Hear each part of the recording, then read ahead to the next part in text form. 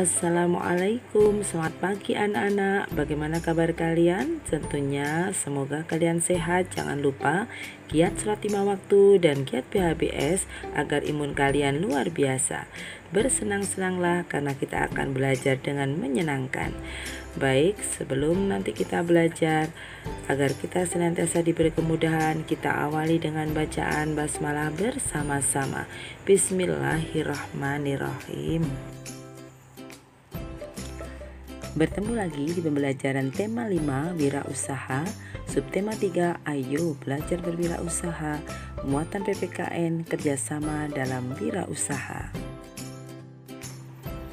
Tujuan pembelajarannya yang pertama, siswa mampu memahami pengertian kerjasama.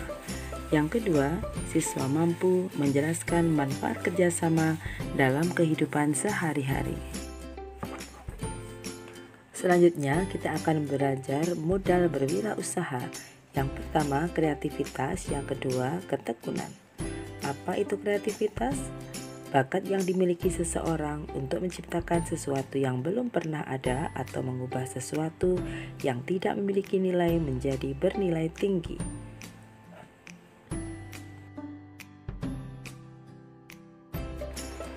Selanjutnya ketekunan.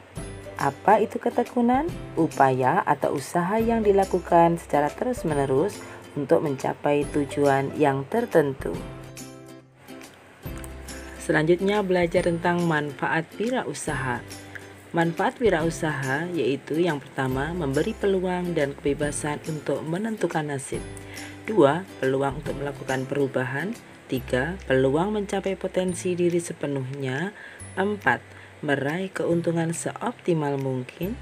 5. Peluang berperan aktif dalam masyarakat. 6. Peluang melakukan sesuatu yang disukai dan menumbuhkan rasa senang melakukan sesuatu.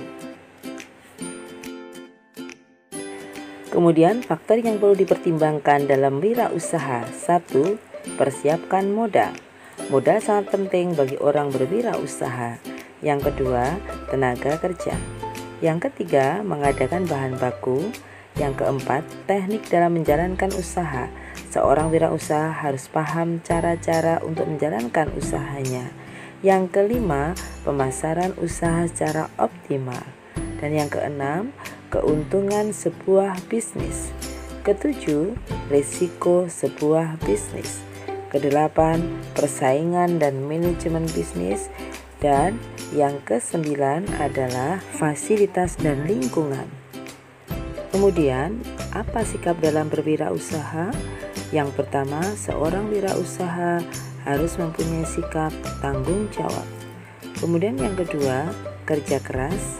Yang ketiga, pantang menyerah. 4. Harus pandai kerjasama.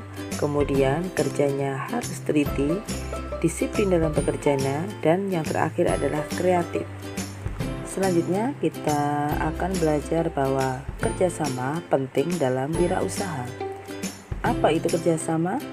Kerjasama adalah usaha bersama antara perseorangan atau sekelompok manusia untuk mencapai tujuan bersama-sama. Manfaat pentingnya kerjasama dalam wirausaha. Yang pertama, mudah menyelesaikan masalah. Kedua, berbagi kemampuan dan pengetahuan. Ketiga, mendorong persaingan dalam mencapai tujuan. Yang keempat, kinerja individu menjadi lebih produktif.